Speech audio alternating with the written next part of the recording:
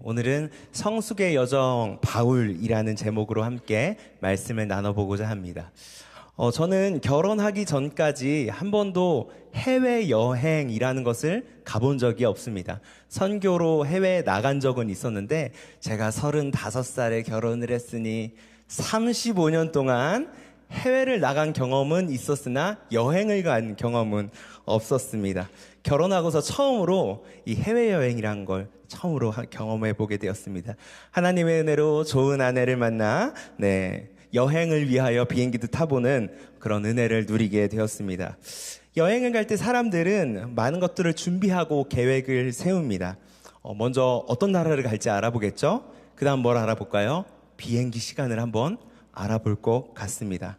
어떤 숙소에서 잠을 자야 하고 그리고 그 숙소가 얼마인지도 잘 검색을 할 것입니다. 맛집을 찾아보겠죠? 맛있는 것이 매우 중요하기 때문에 어디에 어떤 맛집이 있는지도 찾아볼 것입니다. 관광을 해야 할지 휴양을 해야 할지도 알아보고 어떤 옷을 입어야 할지도 준비하게 되고 중요한 환전도 하게 될 것입니다. 가장 중요한 건 무엇일까요? 아마 여권일 것 같죠? 공항까지 갔는데 여권을 놓고 오는 불상사가 있다면 너무 비극일 것 같습니다. 다양한 계획 속에서 여행을 준비하고 이 공항으로 가게 됩니다. 버스를 타고 공항에 가죠. 비행기가 떠나리는 인천공항 그리고 김포공항에 내립니다. 그리고 비행기에 탑승해서 이륙하는 기분, 여행이란 참 좋은 것이다 라는 것들을 생각해보는 시간이었습니다. 이런 여행의 일정이나 여행의 과정을 무엇이라 부르냐? 그것을 여정이라고 부릅니다. 여정은 여행이 완료되거나 완성된 상태, 끝난 상태를 말하는 것이 아니라 과정이나 일정을 말하곤 합니다. 저는 여러분과 오늘 함께 어떤 한 여정을 떠나보고자 합니다. 그것은 바울이 걸었던 성숙의 길, 성숙의 여정을 함께 떠나보려고 합니다. 신앙생활 하다 보면 성숙이란 단어 많이 들어보셨죠? 한 번쯤은 누구나 들어보는 단어입니다. 이 바울은 에베소서 4장 말씀을 통해서 예수님께서 우리에게 복음을 선물로 주시고 또 우리가 그리스도의 몸으로 세워지며 그리스도의 충만한 경지까지 다다르는 온전한 사람이 되길 원한다라고 말씀하고 있습니다. 여기에서 사용된 온전한이란 뜻이 성숙한, 성숙이라는 뜻입니다. 우리는 신앙생활을 하면서 우리가 꿈꿔야 할 목표나 목적은 무엇일까요? 우리가 추구해야 할 최종의 길은 무엇일까요? 그것은 그리스도께 나아갈 수 있는, 그리스도께까지 다가갈 수 있는 성숙함을 소유하는 것이 그 목표가 아닐까라고 생각을 합니다. 모든 그리스도인들이 추구해야 할 목표, 그것은 바로 예수 그리스도를 따라가는 것, 그리고 그분을 닮아가는 것, 그것이 우리의 목표가 아닐까라고 생각합니다. 성숙의 여정이란 성숙의 모습이 완성되거나 완료된 모습은 아니다라는 것을 다시 한번 말씀드립니다. 그리고 여전히 바울도 마찬가지고 우리도 마찬가지고 성숙하고 있는 과정, 성숙하고 있는 중이다라는 것을 마음에 먼저 새기고 한번 말씀을 나누고자 합니다. 청년의 때를 지나고 있는 우리 많은 청년분들, 그리고 이곳에서 여전히 청년으로 살아가고 있는 영적인 청년 성도 여러분, 오늘 바울과 함께하는 여정을 통해서 우리가 어떻게 하면 성숙할 수 있는지, 어떻게 하면 성숙의 여정을 계속 나아갈 수 있는지를 함께 나눠보고자 합니다. 바울의 길을 보면서 우리 성숙을 배워가는 오늘 예배 시간 되길 바랍니다.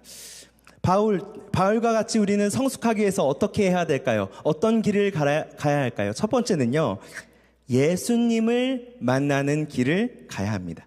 예수님을 만나는 길을 가야 합니다.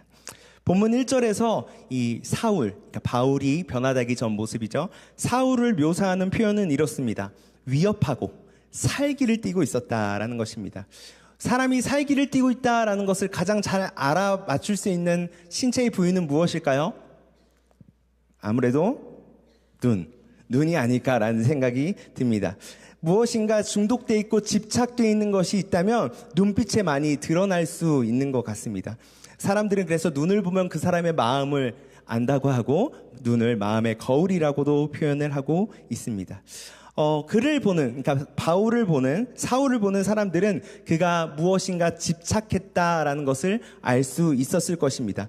사울은 그만큼 열정적으로 그리스도인들을 박해했고 자신의 신념을 관철시키기 위해서 우리 지역을 넘어 다마스쿠스까지 가서 그리스도인들을 박해하고자 하는 의지를 보였습니다. 그가 그 길을 가던 중에 변화를 맞이하게 됩니다. 바로 예수님을 만나게 된 것입니다. 기대하지 못했고 예상하지 못했던 곳에서 예수님은 사울의 삶을 바울의 삶으로 바꾸어 놓습니다. 예수님을 믿는 사람들을 죽이기 위해 살았던 그의 삶이 이제는 예수님을 위해 죽음을 불사하는 순종의 삶으로 변하게 된 것입니다. 바울이 예수님을 만나지 못했다면 아마 그는 그의 신념에 따라 누군가를 죽이는 사람, 박해하는 사람으로 살았을 것입니다. 결국 그러나 예수님을 만난 그 길을 통해서 그의 삶은 변했고 예수님과 함께 나아가는 삶, 예수님을 닮아가는 성숙의 여정에 들어설 수 있었던 것입니다. 그래서 우리가 바울과 같이 성숙한 삶을 살기 위해서는 어떻게 해야 되나요? 그의 삶을 변화시킨 예수 그리스도를 우리도 인격적으로 경험할 수 있는 그런 체험이 있어야 한다라는 것입니다. 우리가 성숙하기 위해서는 예수님을 만나야 합니다. 우리가 자칫 잘못 생각할 수 있는 게 있습니다. 우리의 성숙은 나의 생각, 나의 지식, 나의 능력과 경험, 체험, 나의 어떠함 때문에 시작된다라고 생각할 수 있는데 성숙은 그렇게 시작되는 것이 아닙니다. 사도행전 22장 3절에서 바울은 예수님을 만나기 전 자신의 삶을 소개합니다. 그는 엄청난 이력에도 불구하고 예수님을 만난 이후 그의 삶이 이전과 바뀌었다, 완전히 달라져 버렸다라고 표현을 하고 있습니다. 예수님을 닮아가기로 결정한 삶, 예수님으로 인해서 기쁨을 누리기로 결정한 삶, 예수님이 삶의 전부가 된 삶을 살아가기로 결정한 것입니다. 그것이 예수님을 만난 바울의 변화였습니다. 예수님을 만난 바울은 이전에 자신이 누렸던 모든 지식들을 배설물로 여기게 되었습니다. 그가 가던 모든 길을 떠나게 되었습니다. 그가 가던 모든 박해의 길을 뒤돌아서 이제 사람을 죽이지 않고 살리는 길을 가게 된 것입니다. 예수님께서는 이전의 삶이 화려하던, 죄가 많았던, 다른 것에 집착하며 살았던 간에 예수 그리스도를 만난다면 누구든지 예수님 때문에 성숙한 삶, 성숙의 여정에 들어서게 될 것이다 라는 것을 바울을 통해서 우리에게 보여주고 있습니다. 아마 여기에 보인 우리도 모두 증인일 것입니다. 사울이 바울이 된 것처럼 가장 변하지 않을 것 같은 내가 변화되는 것이 가장 강력한 증거이고 간증일 것입니다. 저도 제 삶 가운데 역사하신, 저를 만나주신 예수님이 있습니다. 저는 예수님을 모태신앙이 아닙니다. 어렸을 때부터 교회를 다니지 않았고 중학교 때 교회를 다녔는데 예수님을 인격적으로 경험한 게 고3 때였습니다. 고3 수련회에 가게 되었는데 제가 얼마나 이 고3 수련회를 가기 싫어했냐면 제 친구들의 모든 만류를 뿌리치고 그 수련회에 가지 않겠다고 떼를 쓰던 사람이었습니다. 근데 웬 변덕인지 수련회 당일 아침 출발하기 한 30분 전쯤에 강력하게 이번 수련회 꼭 가야겠는데 라는 생각이 들어서 엄마한테 전화를 해서 수련회에 가게 되었습니다. 그런데 저의 수련회의 삶은 저의 이 변한 마음처럼 녹록진 않았습니다. 저는 여전히 나태하고 여전히 건성건성 적극적이지 않은 모습으로 예배를 드렸습니다. 그러던 마지막 날 밤 친구들의 기도를 통해서 예수님이 나를 엄청나게 사랑하시는구나 라는 걸 깨닫고 하나님이 나를 죽기까지 사랑하셨구나 라는 것을 깨닫게 되었습니다. 그 후에 저희 삶은 이렇게 되었습니다. 저의 삶이 변했죠. 이전에 허랑방탕하던 삶에서 예수님 때문에 기뻐하고 감사하고 예수님을 따르는 삶으로 변하게 된 것입니다. 저는 그곳에서 제가 예수님을 만날 거라고 감히 상상하지도 못했고 기대하지도 않았고 예상하지도 못했습니다. 그곳에서 예수님은 저를 만나주신 것입니다. 성경에 수많은 사람들이 예수님을 정말 예상하지 못한 곳에서 만나게 됩니다. 모세는 불타는 떨기나무에서, 야곱은 천사들과 씨름을 하며, 배신한 베드로는 고기를 잡다가 예수님을 만납니다. 바울은 더 심하죠. 예수님을 따르는 사람을 핍박하기 위해 가는 중에 예수님을 만나게 되는 것입니다. 우리는 기대하지 않았던 곳, 예상하지 않았던 곳에서 우리를 기다리고 계시는 예수 그리스도를 경험하고 만나야 한다. 만나주시는 것을 우리는 기억해야 합니다. 우리가 감히 상상할 수 없는 곳에서 예수님은 우리를 기다리고 계신다라는 것입니다. 제가 정말 가기 싫었던 그 수련회를 통해서 나를 만나주신 예수님처럼 누군가는 예배를 통해서, 누군가는 큐티와 말씀, 경건 생활을 통해서, 누군가는 관계 가운데, 누군가는 동역자와의 대화 가운데서 예수님께서 오늘도 나를 찾아주신다는 걸, 찾아오신다는 걸 우리가 기억할 때 우리는 바울과 같이 성숙의 여정에 들어설 수 있는 것입니다. 그리고 오늘 말씀을 준비하며 오늘 이 예배가 우리를 기다리고 계신 예수님을 만나는 시간이 되길 축복합니다. 우리는 바울과 같은 은혜를 경험하게 될 것입니다. 우리가 감히 상상할 수 없었던 그 은혜를 바로 오늘 이 시간, 그리고 우리의 삶 가운데 경험하게 될 것입니다. 그리고 그 예수님을 만나는 순간 우리는 드디어 성숙한 삶을 살아가는 첫 발을 내디딜 수 있는 것입니다. 성숙은 우리 안에 있는 것이 아닙니다. 성숙은 내가 어떻게 하려고 한다고 되는 것이 아닙니다. 예수 그리스도를 만날 때 비로소 우리는 성숙의 길에 들어설 수 있는 것입니다. 그 예수님이 오늘 우리를 기다리고 계심을 기억하시길 바랍니다. 그리고 우리가 예수님을 만난 후에 성숙의 길을 뚜벅뚜벅 걸어갈 수 있는 우리 모든 성도님들 되시길, 그리고 우리 모든 청년들 되시길 축복합니다. 제가 이 첫 번째 이야기를 준비하고 마지막에 어떻게 우리 인사하면 좋을까라는 생각을 했는데요. 제가 좀 라임을 맞춰서 이렇게 얘기하면 좋을 것 같아요. 기대하지 않는 곳에서 기다리시는 예수님을 기대하자. 네, 옆에 사람에게 보면서 한번 인사해 볼게요. 기대하지 않은 곳에서 기다리시는 예수님을 기대하자. 네, 그 예수님을 만날 때 우리는 성숙의 여정을 떠날 수 있게 되는 것입니다. 두 번째, 바울과 같은 성숙의 삶을 살기 위해서 우리는 어떤 길을 가야 될까요? 두 번째는 성령에 이끌리는 길을 걸어야 합니다. 성령에 이끌리는 길을 걸어야 합니다. 여행 이야기를 조금 더 이제 해볼 건데요. 저는 이제 결혼을 했습니다. 결혼을 했는데 저의 MBTI가 뭐죠? 제가 설교 때마다 여러 번 얘기했는데, 네, 저의 MBTI는 ISFP입니다. ISFP. 네, 성인 군자형. 네, 매우 온화하고 따뜻한 사람이죠. 저희 아내 MBTI는 ESTJ입니다. ESTJ. 저랑 S 빼고 다 달라요. 심지어 TJ. 네. 여행 이야기를 좀 더 해보면 저희 아내는 계획형 인간입니다. 그래서 여행을 계획할 때 하나부터 열까지 다 계획하고 가야 속이 편한 사람입니다. 그래서 아내와 함께 여행을 가는 길은 너무너무 쉽습니다. 너무너무 편해요. 왜냐하면 저는 아무것도 안 하고 숟가락만 올려놓으면 저의 삶을 인도하시는 우리 아내님께 저의 이 몸을 의탁해드리면 되기 때문에 너무너무 쉬운 일입니다. 그런데 가끔 힘들 때가 있습니다. 저는 휴양을 좋아하는데 아내는 가끔 관광의 일정을 짭니다. 하루는 이런 일이 있었어요.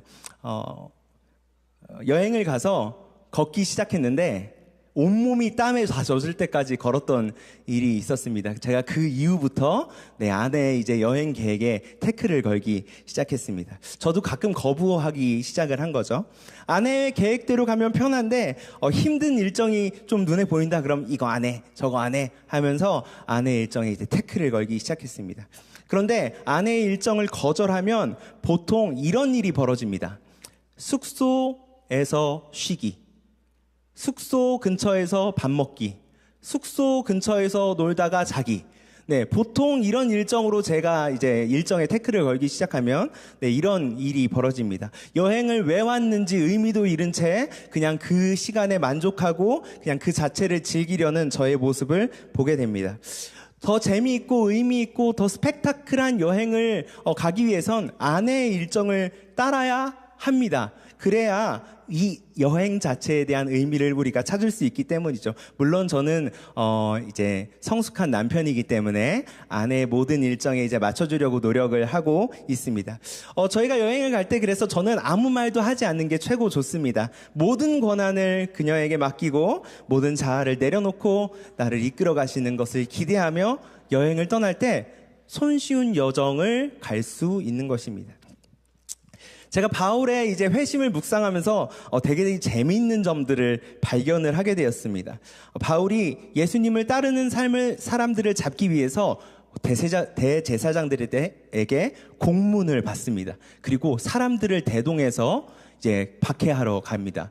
아마 바울은 많은 사람들을 잡고 싶었기 때문에 많은 사람들을 이끌고 갔을 것이라고 생각합니다. 그러던 중에 예수님을 만나게 되죠. 그가 살기로 가득 찼던, 위협으로 가득 찼던 그의 눈은 멀게 됩니다. 그때부터 그의 삶이 어떤 삶으로 변하냐면 누군가를 이끌었던 삶에서 누군가에게 이끌리는 삶을 살게 되는 것입니다. 그의 삶은 변하게 되는 거죠. 신념대로 누군가를 이끌어서 어떻게 해보려고, 자신의 주관대로 해보려고 했던 삶이 이제 끝나고 성령의 이끌림 받는 삶을 이제 살게 된 것입니다. 9장 이후 바울의 이야기는 잠시 나오지 않습니다. 12장 후반부에 이제 바울이 다시 등장하는데 이 13장 초반, 이 13장 4절에서는 이렇게 이야기하고 있습니다. 바나바와 사울은 성령이 가라고 보내심으로 실루기아로 내려가서 거기에서 배를 타고 키프로스로 건너갔다. 바울은 그의 사역을 처음 시작하면서 성령의 이끌림에 받는 그런 사역을 시작하게 됩니다.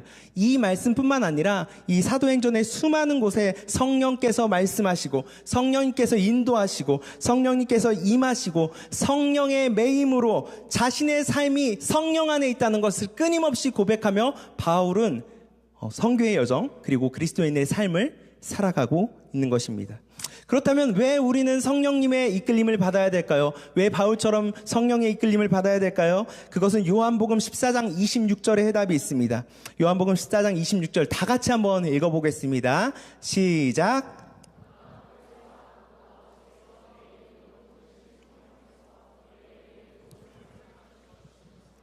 또 내게 너에게 말한 모든 것을 생각나게 할 것이다.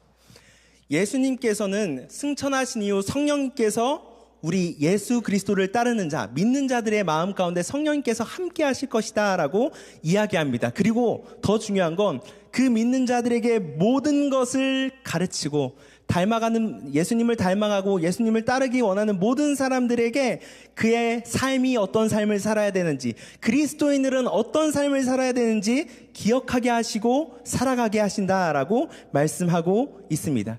우리 마음 가운데 성령님께서 우리가 어떻게 그리스도인으로서 어떻게 예수님을 닮아가는 성숙의 삶을 살아가야 되는지 성령님이 인도하시고 이끄실 것이다 라고 이야기해주고 있는 것입니다.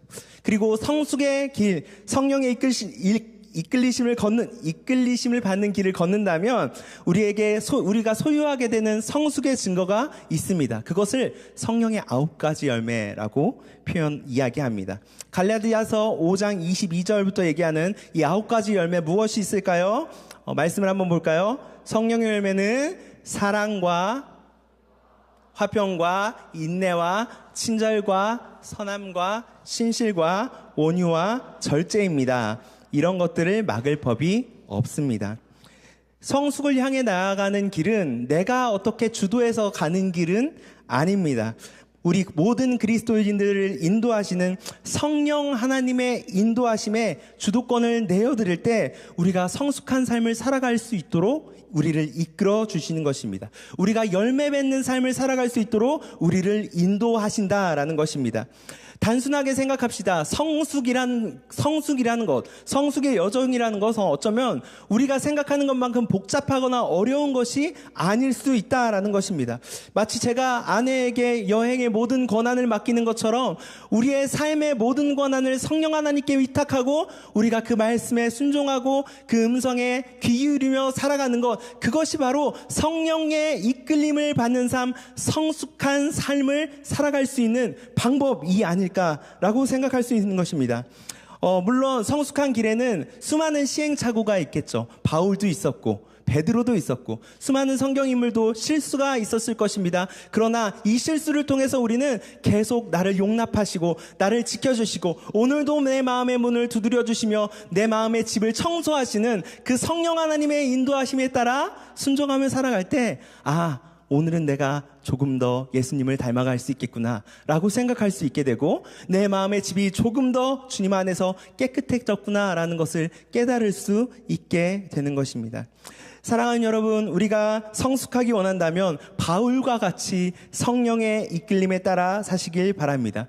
때론 우리 이 성령의 이끌림이 우리를 되게 엄한 곳으로 이끌 수도 있습니다. 내가 어려워하는 곳으로 우리를 이끌어갈 수도 있습니다. 때론 우리가 너무 쉬워하는 곳, 재밌는 곳, 즐거워하는 곳으로 이끌 수도 있습니다. 그런데 그 성령의 이끌리심에 순종하며 살아갈 때 우리를 열매 맺게 하시는, 우리를 성숙하게 하시는 그 하나님의 은혜, 예수 그리스도의 사랑, 우리를 성숙하게 하시는 그 은혜를 경험하게 될 것입니다.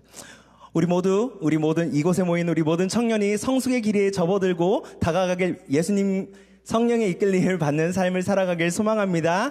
우리 옆에 사람 보면서 한번 이렇게 인사하겠습니다. 성령의 이끌림을 받읍시다.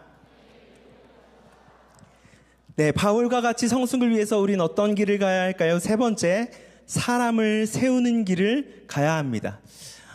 저희 집에는 두 딸이 있습니다. 제가 매번 첫째 딸만 얘기해서 이 둘째 딸이 이제 아직 뭐 알아들을 수 있는 시기는 아니지만 그래도 서운할 것 같아 살짝 이야기를 해보려고 합니다. 이 친구는 뭐랄까 아직 동물 같습니다. 왜냐면은 네, 다들 놀라는, 충격받으신 분들이 있는 것 같은데. 왜 그러냐면, 사람은 도구를 사용하는데, 이 친구는 밥을 먹을 때 숟가락을 오른손에 쥐고, 왼손으로 밥을 퍼먹습니다. 네, 엄청 귀엽죠? 그러면서 숟가락을 주고 또 퍼먹고, 네, 자기가 원할 때 웃고, 자기가 원하지 않은 것을 시킬 땐 웁니다. 하기 싫은 것을 조금이라도 시키거나, 자기가 원하는 곳에 다르기를 데려놓지 않으면은, 심하게 울어제낍니다. 그 모습을 보면, 와, 어떤 생각이 드냐? 이게 언제 사람이 될까? 라는 생각을 합니다. 첫째 때도 그랬고, 둘째 때도 그랬습니다. 어떻게 하면 제가 언제쯤 사람이 될 것인가? 그런데 놀라운 일이 벌어집니다. 저희 첫째가 조금씩 사람이 돼 가고 있다라는 것입니다. 이제 스스로 절제해야 될 것을 잘은 못하지만 그래도 한 번씩 연습을 하기 시작하고, 이제 말을 조금씩 알아듣기 시작하고, 도구를 활용하고, 네, 이제는 서로 대화가 통하는 수준에 이제 이르고 있는 것입니다. 그러다 보니까 어떤 생각이 드냐면 마음에 두려움이 생겼어요. 어떤 두려움이냐? 얘가 어떤 애로 자라갈 것인가? 라는 두려움이 생겼습니다. 어떤 사람으로 자라날 것인가, 어떤 사람으로 성숙해져 성장할 것인가 라는 두려움이 제 마음에 가득합니다. 그래서 제가 자매인데 그래도 열심히 좀 신앙생활 잘하고 있는 자매들 보면은 제가 물어봐요. 이 자매가 있는 사람들한테 어떻게 너희들은 어머님이 육아를 하셨니? 라고 꼭 물어봅니다. 그러면 이제 어머님들은 아빠는 사랑해주기만 하면 돼요 라고 하는데 그게 참 힘들더라고요. 네. 우리가 이 자녀를 양육하면서 그래서 어떤 사람으로 키워내야 될까, 어떻게 양육해야 될까 걱정하고 기도하고 사랑을 주기도 하고 때로는 미워하는 말을 하기도 합니다. 그래서 이런 생각이 들었습니다. 한 아이가 성장하기까지는 성숙한 사람으로 자라나간다는 것은 기적과 같은 일이구나 라는 생각입니다. 우리 옆에 사람 보면서 한번 인사해 볼게요. 네가 기적이야. 네, 여러분 기적이십니다. 기적과 같은 일이 벌어진 거예요. 네, 예수님을 만난 바울도 이 갓난 아이와 같았습니다. 그는 눈이 멀어서 아무것도 보지도 못했고 그가 스스로 길을 걷지도 못했습니다. 누군가의 손에 이끌려서 어딘가에 가야 했고 먹지도 마시지도 않았습니다. 그런 그에게 아나니아라는 사람이 찾아가서 그를 치료해 줍니다.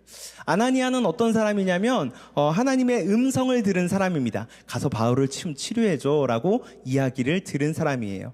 그런데 바울이 어떤 사람이었냐면 우리가 좀 전에 계속 나눴던 것처럼 위협적이고 살기가 등등한 사람, 기피 대상 1호였습니다. 특히 크리스천들은 절대 피해야 되는 대상이었죠. 그 사람을 찾아가서 눈을 고쳐주라는 이야기였습니다.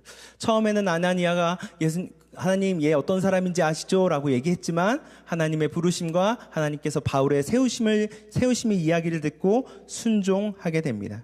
그리고 아이처럼 아무것도 할 수 없던 바울을 치료하고 그가 그리스도인으로서 살아갈 수 있도록 그에게 침례를 줍니다.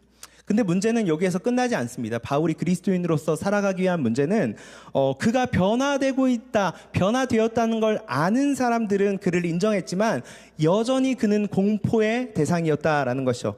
그래서 그는 예루살렘으로 이동을 했고 그 교회는 모두 바울을 피하기 시작했습니다. 그런데 단 한 사람, 누구죠? 바나바만 바울을 품어주고 그를 소개하고 그의 회심의 이야기를 같이 나누는 그런 모습을 보게 됩니다.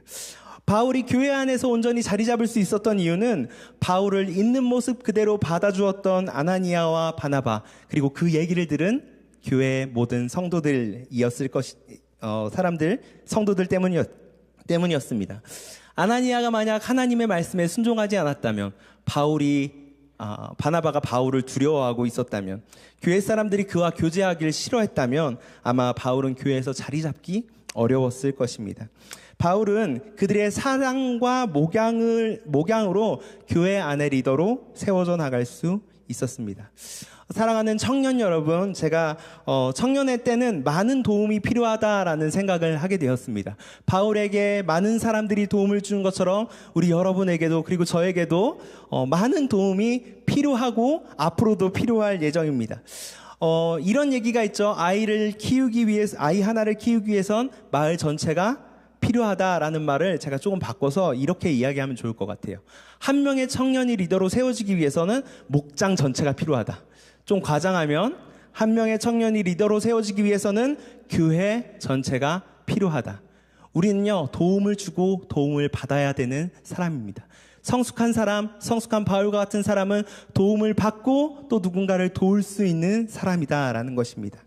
바울에게 아나니아와 바나바가 있었던 것처럼 나에게도 넘어진 나를 세워준 목자 혹은 동역자들, 친구들이 있을 것입니다. 지금 이 자리에 있게 해준 누군가가 있었을 것이고, 나를 지금까지 성장하게 해준 목원과 목장원들이 있을 것입니다. 그럼 그 사랑을 받았다면 이젠 우리는 어떻게 해야 될까요? 그 사랑을 전해야 하는 사람이 돼야 합니다. 누군가를 일으켜줄 수 있는 사람이 되어야 합니다.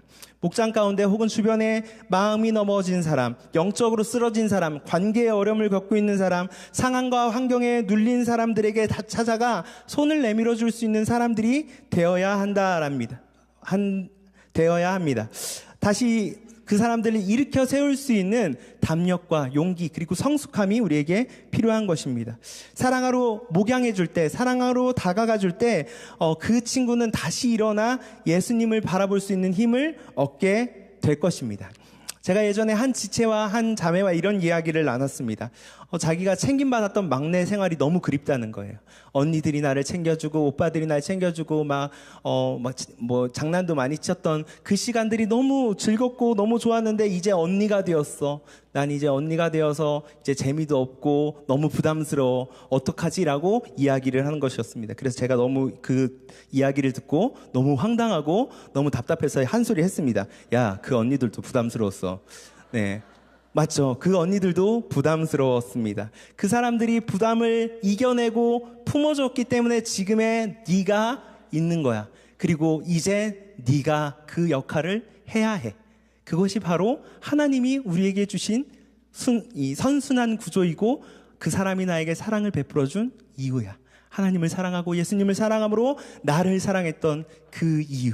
그것이 바로 우리가 누군가를 또 돕는 사람이 되기, 누군가는 나를 사랑했던 그 사람처럼 나 역시 사랑하는 사람이 되길 원하며 같이 이야기를 나누고 목양해주고 사랑을 나눠준 것입니다. 많은 사람들의 사랑과 목양을 받은 바울은 어떻게 됩니까? 우리가 잘 알고 있는 것처럼 복음을 전하고 수많은 교회를 세우고 성경을 기록하는 영적인 리더가 되었죠. 그 모습을 본 아나니아와 바나바는 어땠을까요? 제가 상상을 한번 해보았습니다. 어느 날 스승의 날 때 이제 아나니아와 바나바에게 바울이 카네이션을 들고 갑니다. 그래서 스승의 은혜 하면서 이렇게 카네이션을 달아준 거예요. 근데 아나니아가 갑자기 아유 진짜 이거 눈 멀었던 때 엊그제 같은데 이거 이제 와갖고 이거 아주 그냥 노래도 잘 부르네 이러면서 조금 너스레를 떨지 않았을까요? 바나바는 뭐라고 했을까요? 아, 저거 교회에서 진짜 말도 못했던 거 내가 키워놨더니만 아주 잘 컸어, 이제 많이 컸어 라고 이야기하지 않았을까라는 생각을 하게 되었습니다. 해보았습니다. 이 사람을 세운다는 건, 누군가를 내가 사랑으로 목양한다는 것은 지금은 보이지 않아도 그를 만나주신 예수 그리스도로 인해, 그리고 성령의 이끄심으로 인해 그 사람이 누군가에게 하나님 앞에 세워질 것을 기대함으로 목양하는 것, 기대함으로 사랑하는 것이 바로 한 사람을 세우는 길, 성숙의 여정을 따라가는 삶을 살아가는 것입니다. 성숙한 삶을 사는 그를 바라보며 응원하고 기도하는 것, 그것은 바울이 추구했고 또 우리가 추구해야 할 성숙의 여정, 그리고 성숙의 어쩌면 최종 목표는 아닐까라는 생각을 해봅니다. 호랑이는 죽어서 무엇을 남기죠? 가죽을 남기죠. 사람은 죽어서 무엇을 남기죠? 몰라요? 네, 사람은 죽어서 이름을 남기죠. 그럼 그리스도인들은 죽어서 무엇을 남겨야 할까요? 사람을 남겨야 합니다. 바울과 같이 가슴 뛰는 심장으로, 두근거리는 마음으로 성숙함에 달려나가고 있다면 우리는 이제 나만 성숙하고 만족하는 끝이 아니라 누군가를 성숙하게 할 수 있는 자리에 나아가야 한다라는 것입니다. 그래서 사람을 세우는 길을 걷는 것, 그것이 바로 어쩌면 우리에게 주어진 성숙의 최종의 모습, 목표는 아닐까라는 생각을 해보게 되었습니다. 우리가 초반에 이런 얘기를 했었죠. 예수님을 닮아가는 것이 성숙입니다. 예수님께서는 어떻게 하셨죠? 예수님은 12제자를 세워주셨습니다. 12제자를 세우시고 그들이 이제는 사도로서, 이제 교회의 리더로서 살아갈 수 있도록 양육해 주신 것입니다. 우린 예수님을 닮아가길 소망합니다. 바울이 그랬던 것처럼 우리 역시 예수님을 닮아가며 성숙의 여정을 살아가는 우리 모든 청년들, 이곳에 함께하는 모든 청년들이 되길 소망합니다. 이제 말씀을 마무리하면서 꼭 기억해야 되는 것을 한번 짚고 넘어가 보겠습니다. 성숙의 여정은 아직 완성이 아니라는 걸 우리는 꼭 기억해야 합니다. 제가 이 말에 너무너무 동의합니다. 왜냐하면 저도 여전히 너무 미성숙한 모습이 많기 때문입니다. 지난주는 우리 아내와 대판 싸웠어요. 왜냐하면 제 마음이 너무 어려웠는데 아내가 자꾸 시비를 거는 것 같았어요. 그런데 사실 시비 건 것도 아니었어요. 그냥 제 마음이 불편해서 그랬던 거예요. 제 마음에 잘못된 생각과 마음으로 인해서 누군가를 미워하는 마음이 가득 차니까, 누군가를 불편해하는 마음이 가득 차니까 내 안에 자꾸만 악한 것들이 떠오르기 시작했어요. 아, 이걸 어떻게 해결해야 되지? 어떤 마음으로 이것을 잘 극복해야 되지? 그러던 중에 말씀을 준비하면서 이런 생각을 했어요. 아, 나의 어떠한 모습이라도 받아주시고 내가 이 기대하지 못한 곳에서 은혜 받기 원하시는 그 하나님이, 예수님이 오늘도 나를 기다리고 계시지. 아, 내 마음을 바꿔야겠다. 내 마음을 하나님께로 돌려야겠다. 예수님 만나러 가는 길을 걸어야겠다.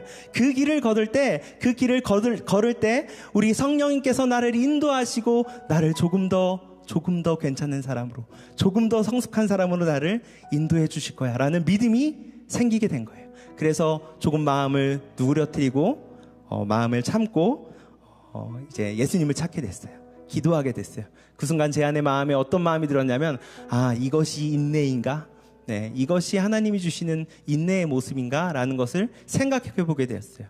아, 인내라는 건 참 어렵고 두렵지만 하나부터, 작은 것부터 이렇게 차곡차곡 우리가 쌓아갈 수 있다면 이 인내의 모습이 우리를 변화시키진 않을까? 이 열매가 나를 성숙으로 이끌지 않을까라는 생각을 해보게 되었습니다.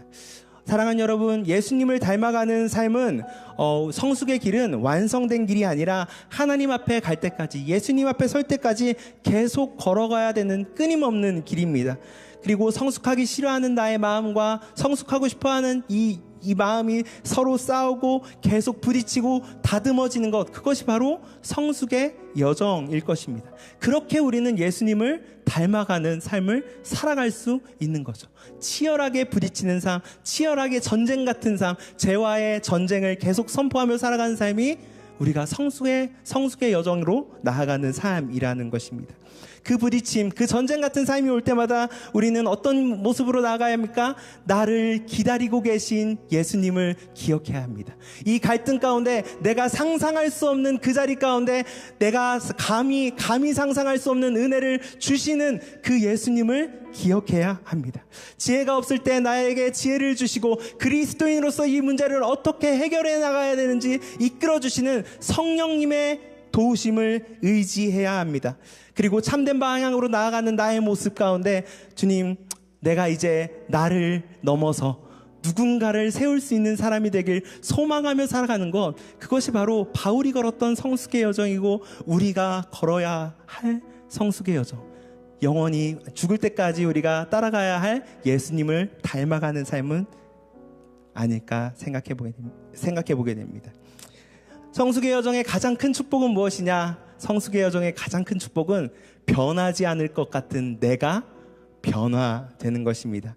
바울이 걸었던 여정을 통해서, 우리가 걸어갈 그 여정을 통해서, 예수님을 닮아가는 우리의 삶을 통해서 우리 삶을 성숙해 하시는 그 하나님을 경험하는 우리 모든 예배자들에게 소망합니다.